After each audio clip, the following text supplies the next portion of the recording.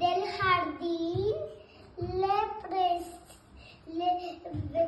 escuchen, no pueden hacer esto. Le voy a mostrar esto que no se debe hacer en el colegio.